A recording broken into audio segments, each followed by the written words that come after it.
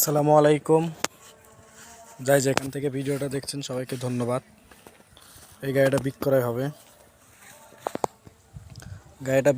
হবে।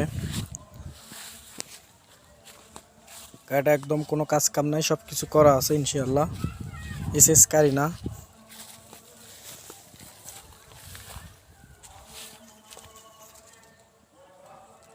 অটো, সব কিছু অটো, অল অপশন অটো। চাকা চারটাই নতুন আছে।